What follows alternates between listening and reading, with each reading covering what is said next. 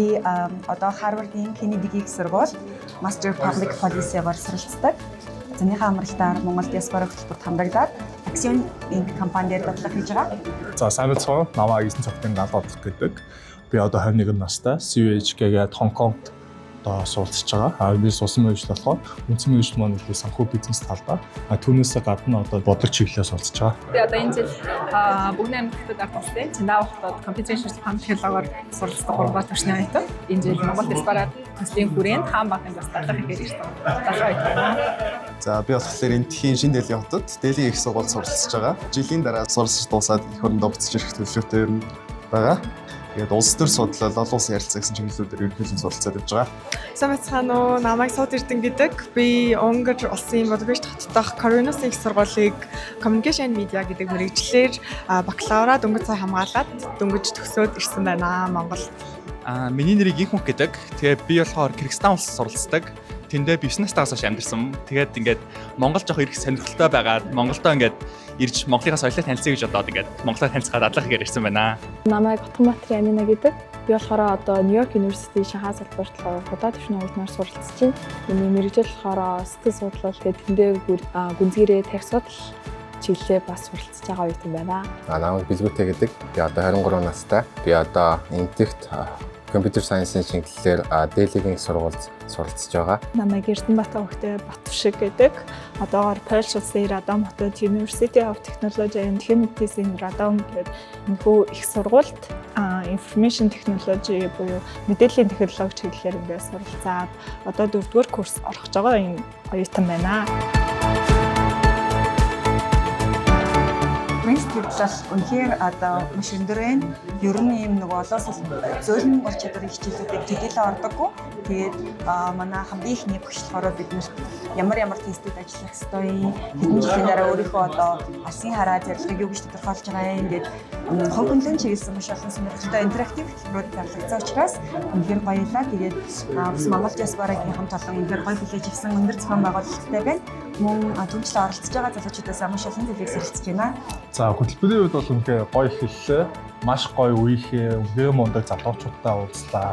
Энэ хүмүүсээс явандаа бас олон юм суралцах гэж би өөртөө найдаж байна. Түүнээс гадна манай одоо хичээл заасан гэгч маань бас айгүй тийм өөртөө илүү өөрийгөө олж мэдэх тийм гоё хичээлүүдийг бид орлоо. Тэрнээс бас бид хэд маань айгүй олон юм үүсгэх талаар мэдж авсан байх гэж өөртөө бас таамаглаж байна.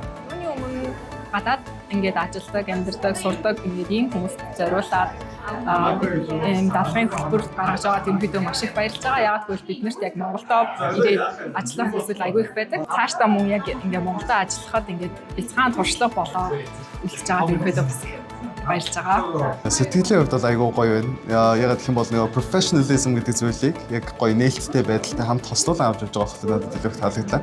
Яг бид нар цаг хөтөлбөрийн дагуу форматтайгаа явж байгаа ч гэсэндээ хүн болгоны гоё оролцох боломжийг нээлттэй гаргаж өгч байгаа. Тэгээ хүн болгоны туршлага experience-ээс бид нар суралцах боломжийг нээж өгч байгаа болохоор надад бол маш их таалагдлаа. Одоо угаасаа айгүй олон юмны тухай workshop хийн гэж би анхаас ойлголттой орсон. Тэгээд эхний 3 workshop бол яалтчгүй Монгол улсын job market нь ямар байгаа тухай орсон. Бас карьераа яаж төлөвлөх вэ? Карьер төлөвлөхөд зөвхөн одоо ажил ордог уу?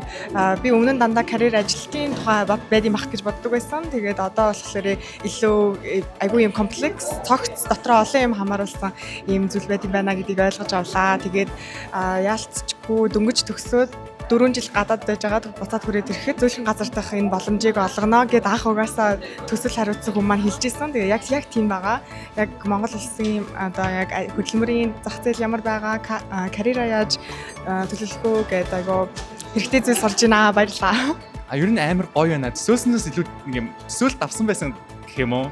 Яагаад гэвэл ингээд би workshop-од ингээд суугаад breaker гарч нэг ингээд хүн амьд танилцаад явна гэж бодсон чинь яг workshop-од нь өөрөөсөө бас яг юм айгүй их юм сургасан байсан. Яагаад гэвэл ингээд хүмүүс өөрийнхөө юм хувийн туршлагаас хуваалцсан яг бодит байдалтай айгүй тийм ойр байсан болохоор надад айгүй таалагдчихж байгаа. Бас манай ингээд танилцж байгаа залуучууд аягүй гоё байгаа.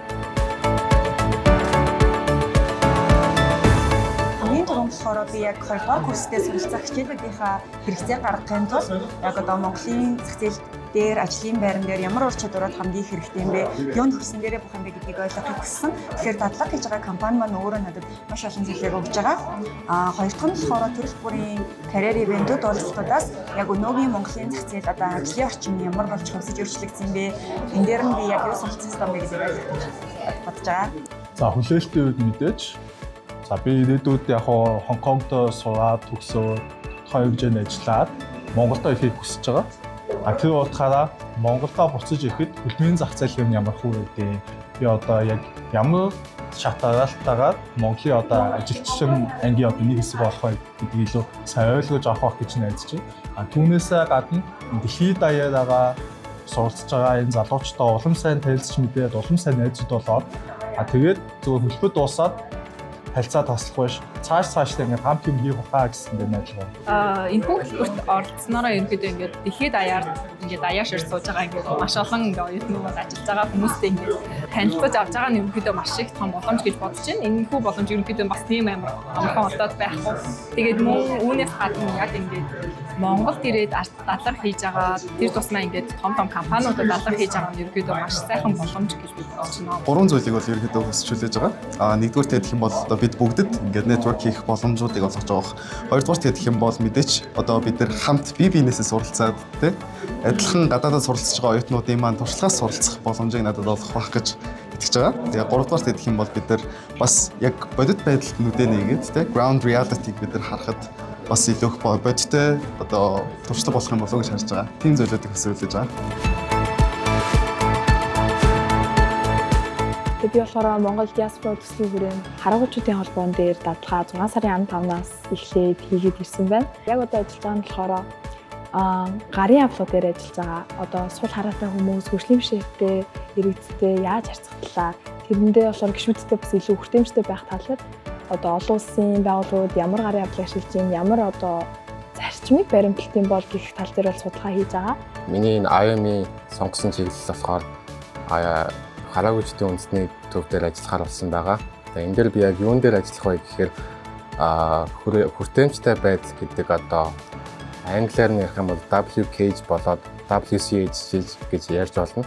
Тийм технологи дээр суурилаад веб контентын одоо хүртээмжтэй байдлыг бүх хүмүүст яг тийм зэрэг ашиглагдах үе хэмжээнд хүргэхээр одоо ажиллаж байгаа. Зуныхаа хугацаанд бол Монгол диаспора хөтөлбөрийн зохион байгуулсан энэ хөтөлбөрт хамрагдаад Монголын хараагуучдын үндэсний холбоонд дадлагдчихаар ажиллаад явж байна. Өмнө нь ингээд энэ салбарын талаар ерөөсөө мэдлэггүй байсан. Одоо хараагүй хүн болоо харааны бэрхшээлтэй гэсэн ийм хоёр тодорхойлолтойч сайн ялгаж чадахгүй тийм байсан бол одоогоор ингээд судлаад мэдээ сураад маш олон зүйлийг суралцаад явж байна. Одоогоор миний ажиллаж байгаа яг сэдв нь бол хүртээмжтэй технологи гэсэн сэдвээр байгаа. Хараагүй хүмүүст болон харааны бэрхшээлтэй хүмүүст зориулсан энэ тусгай хэрэгслүүд ингээд туслах хэрэгслүүд байж амьдрах орчин нь бүрдээд ингээд тав тухтай болдог юм байна гэж би мэдж яваад судлаад явж байгаа. За намайг Алтан Дэй гэдэг хүний нөөцийн салбарынх. За Ютинкийнхаа хүний нөөцийн зөвлөх хийдэг. За энэ Монгол диаспора хөтөлбөрийнхаа гоё сургагч багшаар 3 удаагийн воркшоп зохион байгууллаа. 11 орноос ирсэн 24 интернүүдтэй айгүй айл болох Монголын одоо үлгэр жишээ болсон компаниудаар зочлууллаа. Нөгөө талаар бас одоо интернүүдтэй цаашдынхан ажил амьдрал нь хэрэг болох гой хөтөлбөрүүдийг сургамжтай хичээлүүдийг орохыг хичээлээ. Тэгээд миний хувьд болохоор бас интернүүдээс өөрөө бас гой суралцсан, маш гоё ирч хүчийг авсан тийм гоё 3 воркшоп болж өнгөрлөө.